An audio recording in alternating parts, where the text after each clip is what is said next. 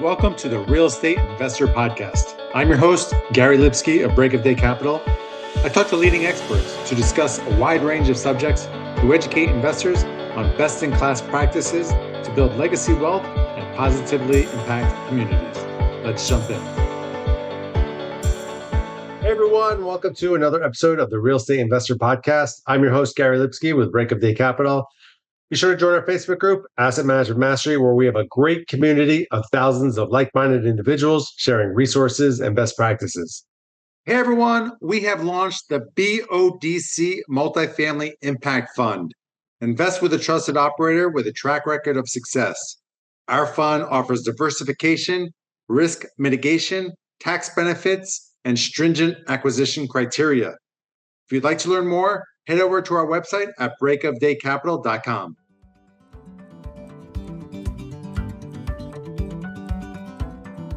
Choosing the right insurance coverage for multifamily properties isn't that complicated if you know who to talk to. At the Garzella Group, we're uniquely qualified to help you navigate the range of policy choices you have, and we're committed to saving you 30% in the process. We do intensive market research and have nationwide relationships, so we can find coverage other insurance brokers simply can't. We should talk. Go to quotenow.biz and we'll start the conversation. Today on the podcast, we have Brandon Burns. Brandon is a real estate tax advisor and 1031 exchange qualified intermediary who has worked on over 4,000 1031 transactions. Thanks for joining us, Brandon. Can you start by telling the listeners a little bit more about yourself and what you do? Yeah, for sure. Well, I'm grateful to be here on the podcast and be here with you and your listeners. One of the things that I think is one of the best things about being a real estate investor is you have so many ways you can win, right?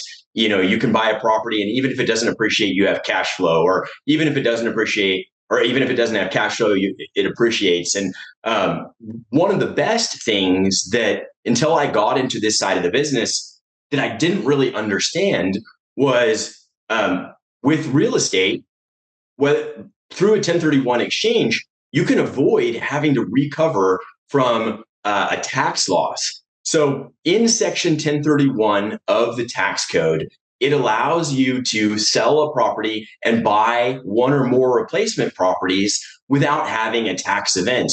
And why that's so important and powerful is when I was in grad school, I had a professor who really harped on this one mathematical concept of a geometric average. And it's not too complex math. If someone's listening to it in the car or whatnot, hopefully this shouldn't be too confusing. Simply, if you have $1 and you lose half, you have 50 cents. If you then gain half, you're not at $1, you're at 75 cents. So if along your investment journey, if you have a taxable event that sucks 30 to 40% of your profits out, you've got to go earn back, 40 to 50% just to be back at zero. And, we had a really good run in real estate for the past few years, but, how long is it going to take you to recover, to go earn 40 to 50% on your money? You're probably not going to be able to do that in the next 2 or 3 years, right? So a 1031 exchange is super powerful because not only do you not have to go and fight an uphill battle to recover those funds and just get back to zero and spend years getting back to zero, but you can also do one of two things. You can either reposition your asset, right? Let's say you have a great condo on the water in coastal California, but maybe your condo is worth $1.5 million. Is it ever going to be worth $3 million? Maybe, but at some point there's probably a ceiling on that, right? So taking that condo and repositioning it into, value add multifamily or something else where there's more room to run, or diversifying, right? So a lot of times people either have great cash flow, but they don't really have appreciation like in the Midwest, or they have great appreciation, but they don't have great cash flow like, San Francisco, LA, San Diego. So, you can with a 1031 exchange, you can kind of move that around and change your goals again without destroying any wealth. So I'm clearly very passionate about it, and again, appreciate the opportunity to be here. Absolutely. Well, I mean, the 1031, all the different tax benefits, it's like you said, it's such a huge way to rocket fuel your net worth. And then, that's really the goal is, keep building this, net worth that you can utilize yourself, pass on to, create generational wealth, whatever it may be. Walk us through a 1031 scenario. So say I've got that condo on coastal California and I want to invest it, let's say in a multifamily property. Walk me through all the steps. Yeah, that's a great point. So Section 1031 of the tax code calls a 1031 exchange a like kind exchange. And so, when I first got into this side of the business, I inherently thought, or maybe before I got into this side of the business, I inherently thought, okay, that means if I sell a single family, maybe I have to buy a single family. But that's not how the IRS defines like kind exchange. They define a like kind exchange where where you're selling real property where you're on title and you buy real property where you're on title. So, that's great if you're a lone ranger and you've got access to the best deals all the time. It's a little bit less great if you want to have a partnership or you want to participate in a deal that you wouldn't have access to by yourself, right? So in those kinds of situations, what you can't do is do an exchange into a partnership, right? So you can't exchange into a loan, can't pay off a loan. You can't exchange into a partnership like a syndication or a REIT. You have to sell property where you're on title and go on title of other real property. Again, kind of moving things around. It's nice. You could do really well in a single family. Maybe you bought it 10 years ago for $100,000, it's worth $1 million. But now you say, hey, I don't like the risk of just having one tenant. Maybe I want to be in multifamily or industrial, or maybe even own part of a hotel. It's kind of hard to do that with $1 million.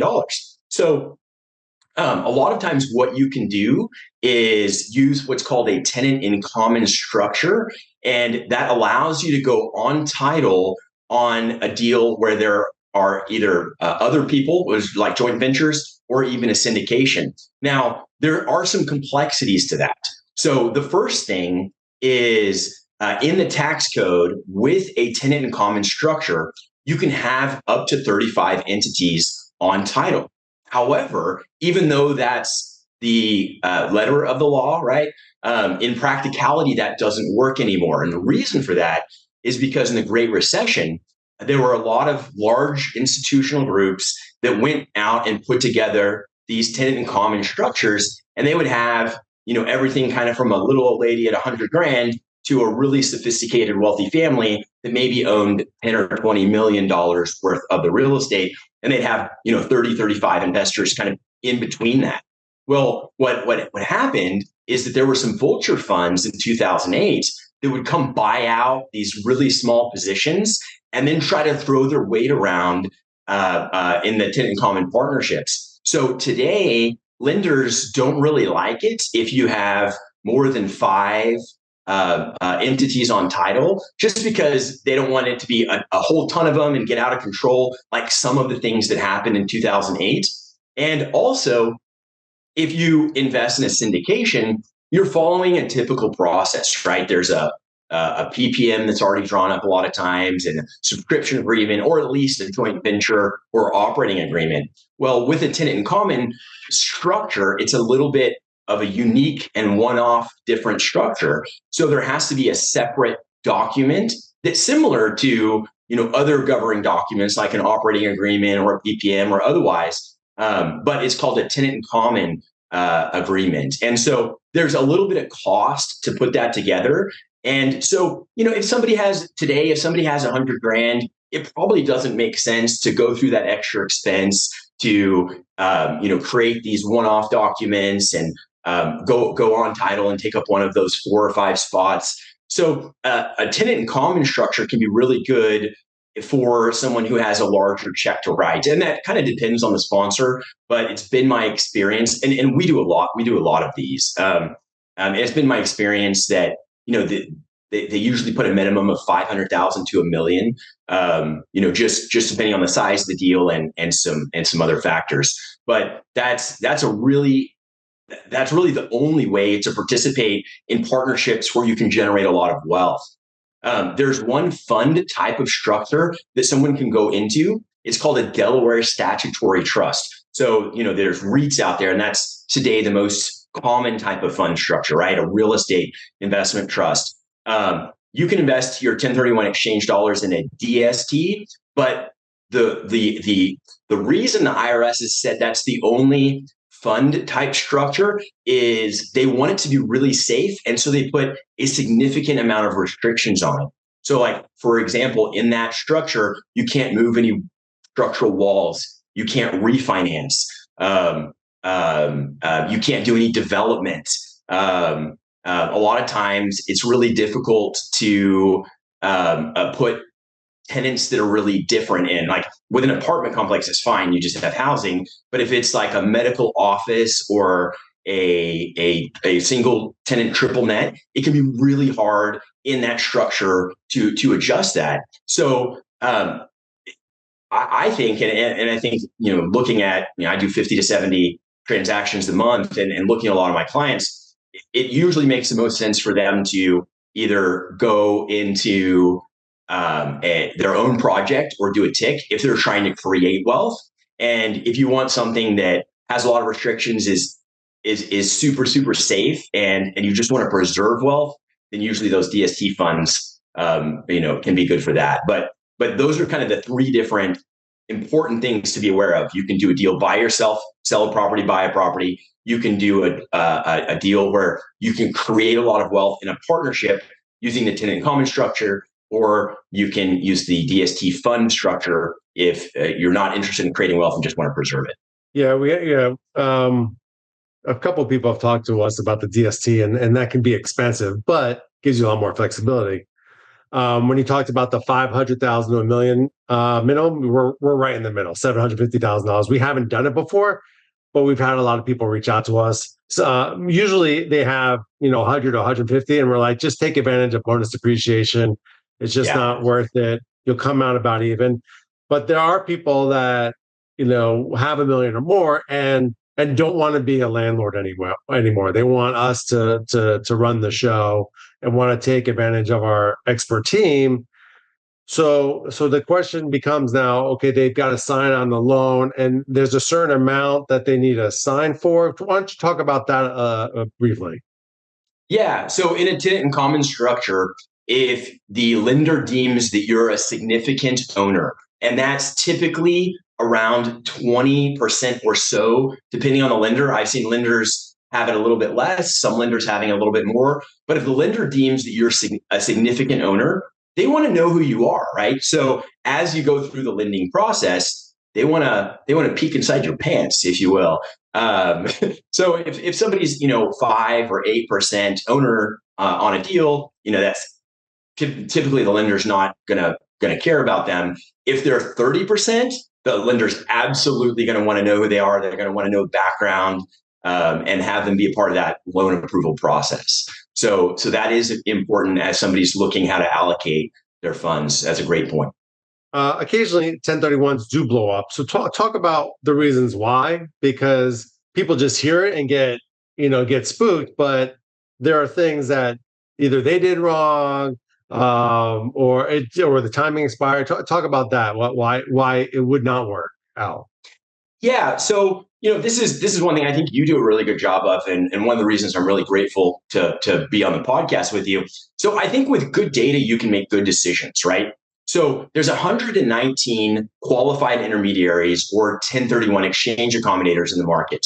And a lot of them, it's not their main business, right? Title insurance is really profitable type of insurance. It's the only insurance that looks at the past rather than the future. So you have a 2 to 3% payout, because we have really good data today, right? You're not trying to predict if somebody's going to get in a car wreck, or when they're going to die, or when they're going to have some health issues.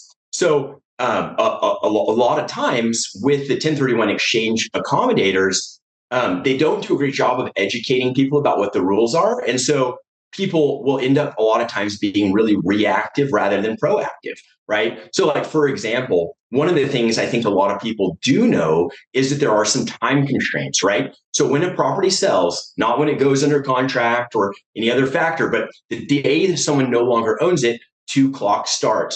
45 days to come up with a plan, it's the identification period, and 180 days to purchase the replacement property or properties. And again, that's pretty commonly known. What a lot of people don't know is that there's also a value hurdle that the IRS wants you to hit as well.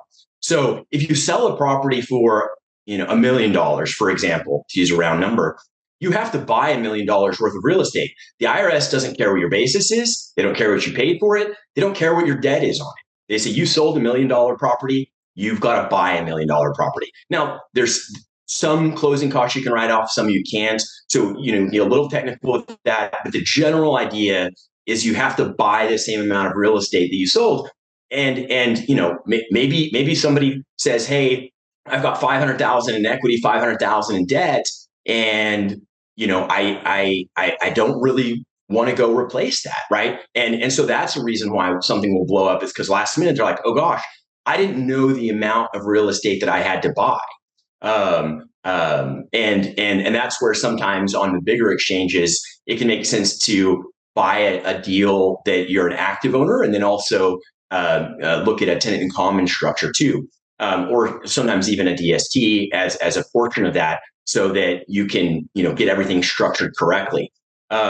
Another reason why things will tend to blow up is because people don't understand an ownership hurdle. There's really four major hurdles. There's a financial hurdle, there's a value hurdle, there's a time hurdle, and there's an ownership hurdle. And one of the less understood ones as well is the ownership hurdle. So, and some qualified intermediaries that don't do this kind of as their full-time business, they even sometimes struggle with the ownership hurdle component. So effectively, the IRS still wants to track these deferred taxes over time, right? A 1031 exchange doesn't eliminate taxes. It just keeps a taxable event from occurring today. So the IRS, they're a bunch of greedy people, and they want to keep an eye on things. And so in order to do that, they require that the sale and the purchase show up on the same tax return. So if you change who's on title, you change the taxpayer before you sell or after you sell, there's a clear record for them to follow, right? There's you notarize a deed, you publicly file it at the county. That's an easy thing for them to kind of follow and track. If you sell something under your personal name and buy something under a corporation or a partnership, then the IRS kind of loses track or has difficulty following kind of what's happening. And so they just disallow the exchange. So that's another reason things blow up, right? Somebody says, okay, I bought something in an LLC in the past for anonymity reasons, and that can be a really good a solution for that problem. But then they sell their property, they think they're doing everything right, and then they go to purchase something, and the lending can be really different depending on the type of structure, right? You get different loans if it's your personal name and guarantee, and you get different kinds of loans if it's a different kind of structure. And so sometimes people struggle getting those loans, or are not prepared properly and run out of time, right? So I think just being really informed on the way in and really being aware of your options, that really, really makes a difference. I think in the industry, it's around 20 to 25% of exchanges that don't work out. I think our clients, it's less than 3%. So, if we can be really proactive on the front end, and then also, if somebody can't find a property that they love, making connections in our community, like, with you, if I had a client that, had a couple $1 million and said, gosh, last time I bought something was, in LA 15 years ago, and I could find great industrial properties at a 9 cap, right? You just can't do that today, right? So maybe they weren't aware of that. And so, now they're being faced again with new information that they weren't aware of. That would be somebody I say, hey, Break of Day Capital, super great shop. You should talk to them. And maybe that's a solution for you, right? So I think being aware and then having a qualified intermediary that knows what they're doing and is really collaborative along the way, it can make just such a world of a difference, right? Yeah, that was going to be my next question. Like, when people are looking for a qualified intermediary, what are some of the key things they should ask besides if they do this full time? Are there anything in particular that they should be asking for? And are th- are they allowed to operate in all 50 states or only like certain states?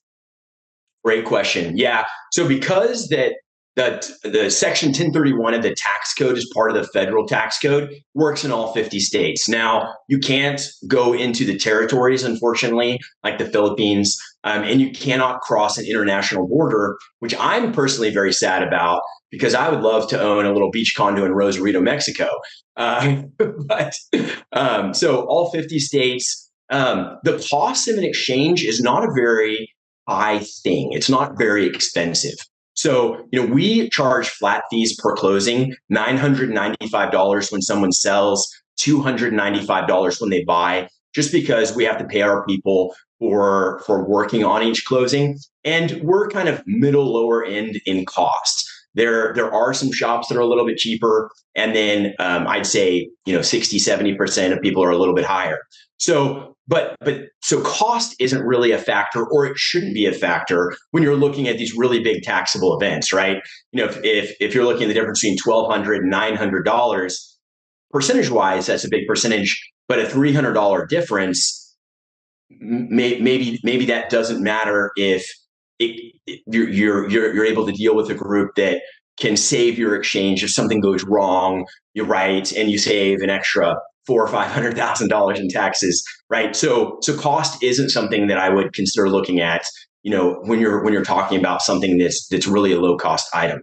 What I do think people should look at, first of all, is this their main business? Are they a subsidiary of a company and a good subsidiary, or is this something they just kind of do on the side, or is this their main business that they do full time? Of course, I'm biased toward me, right? I think most people are. This is our business that we do full time, and so that's a question I would ask. Another question I would ask is, do you have anyone on staff that has achieved the certified exchange specialist designation? So in the accountancy space, people are really familiar with the CPA, right? Certified public accountant. It's kind of the same thing in the financial advisor space. You've got a CFP, certified financial planner. In the 1031 space, it's a certified exchange specialist, or CES. And you have to be in the business for a while. You've got to pass a number of tests. So that's a question I would ask. Do you have anyone on staff that's a certified exchange specialist? Another thing I would ask is, do you have rules that are more aggressive than the IRS tax code? Surprising to me, a lot of 1031 exchange accommodators or qualified intermediaries, I'm not sure if it's because they don't want to deal with unique situations or whatnot, but what they'll do is they'll make their requirements significantly more strict than the requirements that the IRS tax code has. So, like for example, a lot of 1031 exchange accommodators won't release money outside of day 46 and day 181, because in the tax code it says that it's very important for an exchange to be valid. The exchange or a seller cannot have receipt or a constructive receipt of the funds. So, that is very clearly outlined in the tax code.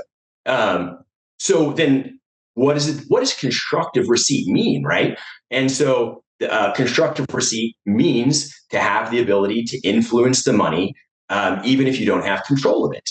Well, if someone has, identified some properties, they're past their 45-day identification. Let's say they're on day 120, and for whatever reason they can't close on those properties.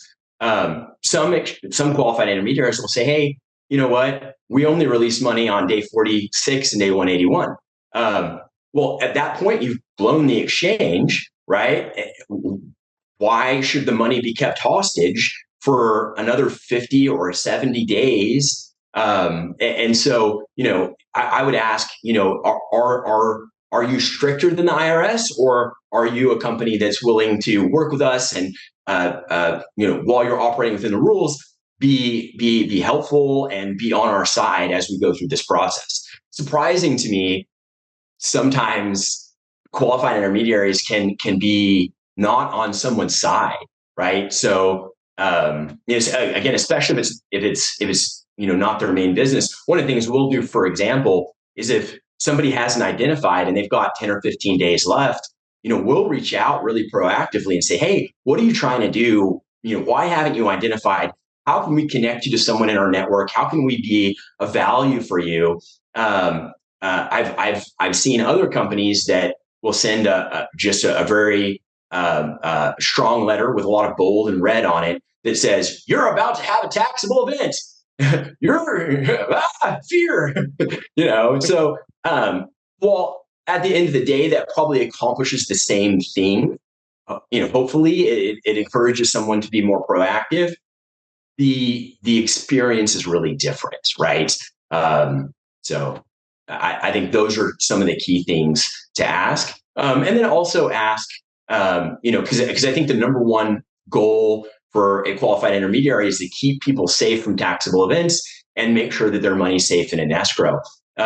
It's very, very rare that a qualified intermediary won't have a segregated escrow account for each client, but I have heard of it happening. So that's probably something good to ask too. Are you going to set my money in a segregated escrow account? And is it going to sit there and be safe? So I think those are kind of the key questions to ask along the way.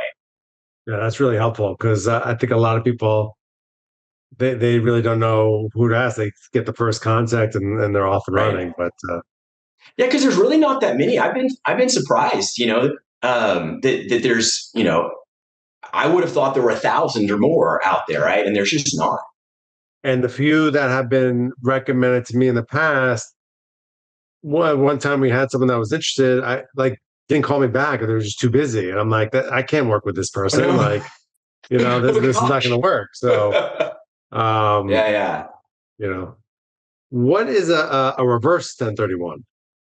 Yeah, great question. So there's actually 3 different types of exchanges. A normal exchange is called a forward exchange. That's where you sell a property, some time passes, you buy another property. There's also a type of exchange called a construction exchange. That really only works in really unique circumstances where you have a lot of equity and you're going to buy a fixer-upper property that is less than the value of the property you sold. And then there's the third type, which is a reverse exchange. So reverse exchanges are becoming more and more popular today because they take all the risk off the table. So the idea behind a reverse exchange is you purchase something prior to selling what you have, right? So I think a lot of people do know today, especially in California or places like that where there's been great appreciation. They say, hey, maybe my property has maximized most of its value at this point, or maybe I've got some tenants in there, whether it's retail or office or even single family, multifamily. Maybe I've got some tenants in there and they're not paying market rent. Maybe someone wasn't as proactive along the way of raising the rent to market every year. If you have a good tenant, right? Or raising it to the maximum value that you can. And so they know, hey, I've got an asset that is either maybe underperforming a little bit or might be underperforming a little bit in the future. And so, I need to reposition it here, but I don't want to just go sell it and kind of wander into these deadlines without a plan, right? So, it can be a little bit scary to say, hey, I've owned this property for 20 years, I'm super comfortable with it. I've got a great offer, or I can get a great offer for it, but then what, right? So a reverse exchange really solves that or then what question. So instead of selling your property and then having this time frame to go come up with a plan and close, you start by closing on a property. And so the 45-day deadline goes away because you've closed on the property already. You've clearly identified it, right? And the 180-day timeline becomes less aggressive. So in a forward or normal exchange, the 180-day timeline is incredibly strict. The IRS, they're not friendly, they're not warm and cuddly, right? They're not here to help you out and be your buddy. They're here to make you pay taxes. So if you have a taxable event, if you make money and potentially are going to take possession of those funds, that is a taxable event, no ifs, ands, or buts about it. But if you buy something, that might not be a taxable event, right? So in a reverse exchange, the IRS wants you to sell the property that you're planning on selling within 180 days. And it is absolutely best if you can do that. But let's say that doesn't happen. That's simply called a non-safe harbor reverse exchange. And so I think the IRS has maybe 4 or 5 times taken people to tax court that have taken 2 and 3 years to do a reverse exchange. And so far, every time they've lost. So I tell people, if you think you're the unluckiest person in the world, maybe you're going to be the first one that gets hosed if you take, a year or 2 on your reverse. But statistically, you're probably going to be all right. So that's really nice with a reverse exchange. But every coin has 2 sides to it, right? So the nice thing about a reverse exchange is you take a lot of the risk off the table. Your time frames are potentially a little more malleable. The other side to that coin is it's going to be a bit more expensive. So in a normal forward exchange, the paperwork is fairly simple. In a reverse exchange, the way the IRS wants it structured is in what they call a parking structure or parking the title. I've also heard warehousing the title, and I had one really religious client tell me it was purgatory for title. So what the IRS wants done is you can't, it's very clear you can't 1031 exchange into something you already own. So in a reverse exchange, the IRS wants the qualified intermediary, which is us, to create a special purpose entity called an exchange accommodation title holder. And that entity is owned by the exchange company and is member managed by the exchanger. Then there's also a 60-page legal document that gives all the rights and everything to the exchanger. So they're effectively the owner. They're just not technically the owner of the entity, but in all sense of the word, they are. There's a lease that's created for $0.0. There's a promissory note where they're loaning themselves the money. Signing rights are assigned, right? So in every functionality of the word, they're the owner, but on paper and technically, they're not. So that document is called a QEAA, or a Qualified Exchange Accommodation Agreement. And it just costs, it's super unique, and it just costs a little bit more to put together. So the legal and title work of creating these entities and creating these documents, it ends up costing a bit more. So, a normal exchange is going to be a little over $1,200. A reverse exchange is going to be $8,000. Proportionally, that's quite a bit more, but, often compared to the taxes or, the value of removing the risk, it makes a lot of sense.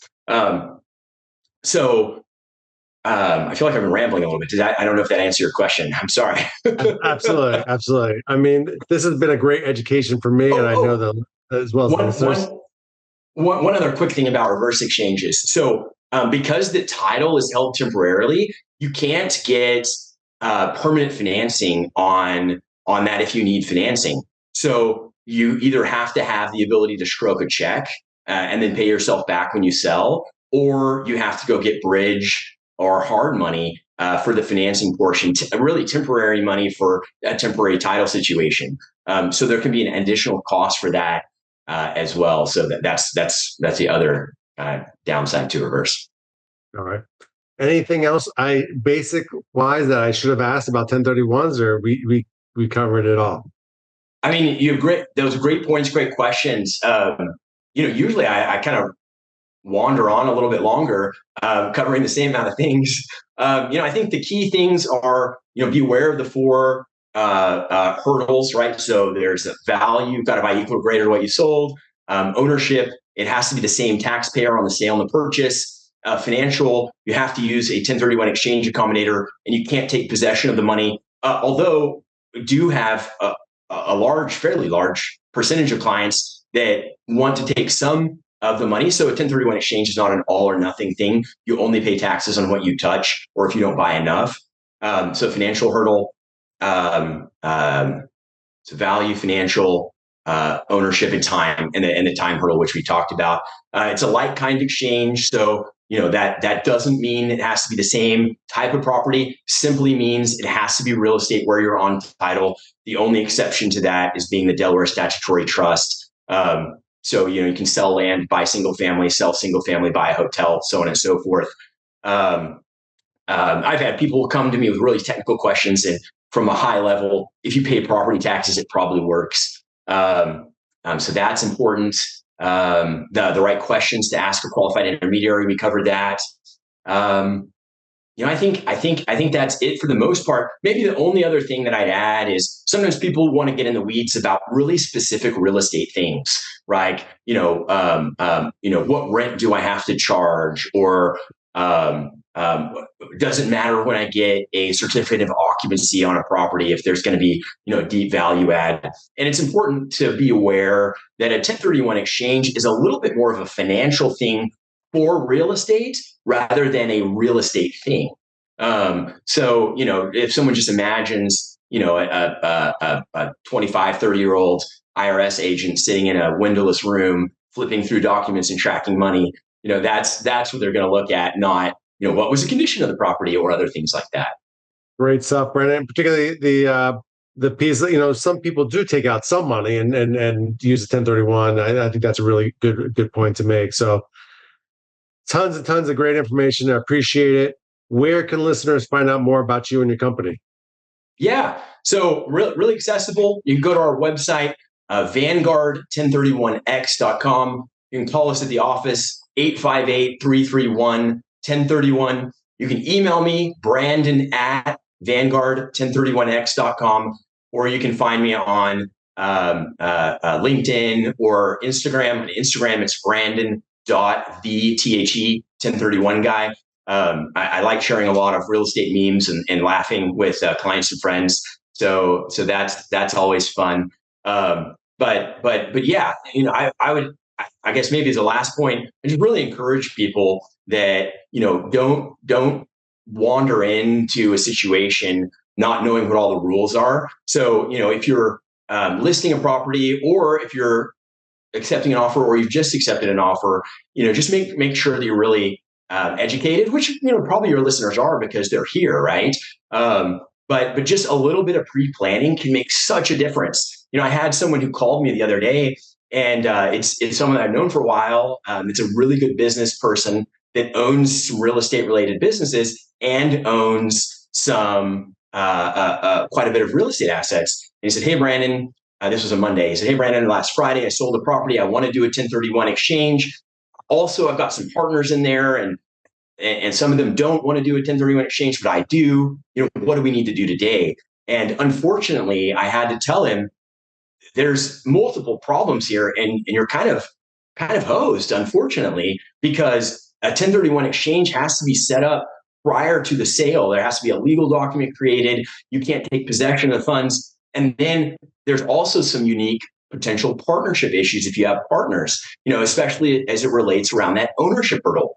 And so, if he had called me on Wednesday or Thursday, even, maybe even Friday morning, we could have, bent over backwards and fixed everything.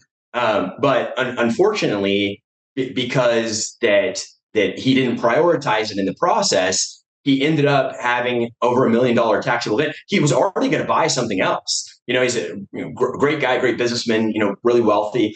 And he ended up paying over $1 million in taxes that he just didn't have to pay.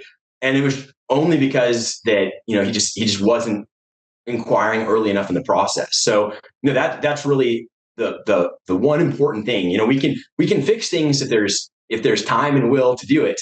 But once we've locked in these taxable events, I talked to a sweet little lady a couple of weeks ago, and she was selling a duplex, and she said, I don't know if I want to do a 1031 exchange. I feel really pressured. And I told her, I said, listen, a good way to think about this is you're going to pay a little over $900, and that's going to buy you the opportunity to not pay taxes and have a month and a half to figure it out.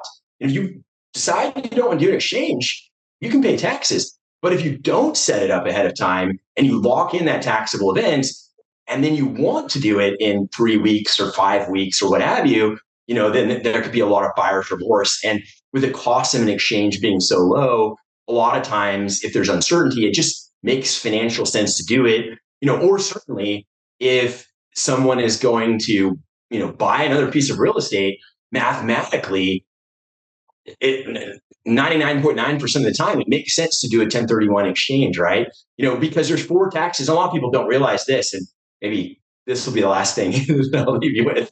But there's 4 taxes that somebody who sells real estate is going to pay. They're going to pay long-term federal capital gains. That's either 15 or 20%. They're going to pay state taxes ranging from 0 in Texas and Florida to 13.3% in California and everywhere in between, depending on where they live. There's the net investment income tax, which goes to pay for the Affordable Health Care Act or Obamacare. That's 3.8%. And then there's also depreciation recapture. So any depreciation that you've taken or could have taken, even if you haven't, you have to pay 25% of that back. So when you add those together, really depending on the state tax, a best case scenario is you're going to be at 25% of a tax burden on your profits. And a worst case scenario, you're going to be at a low 40% tax burden. And, just kind of circling back to the very beginning, if you have a 33%, tax burden, and you've got to go earn 45% to get back to 0, how long is that going to take you in today's environment? If it's 10% a year, you're looking at 4 to 5 years. If you do worse than that, it's going to take even longer. So, to pay a little over $1,000 and not have to do that mathematically makes a lot of sense usually. Yeah. That's a great option to buy. That's peanuts compared to the tax burden. Yeah. Well, Brandon, thank you again so much. We got your information where to contact you, and we'll be back next week with another informative episode on the Real Estate Investor Podcast. Thank you. It's been a pleasure.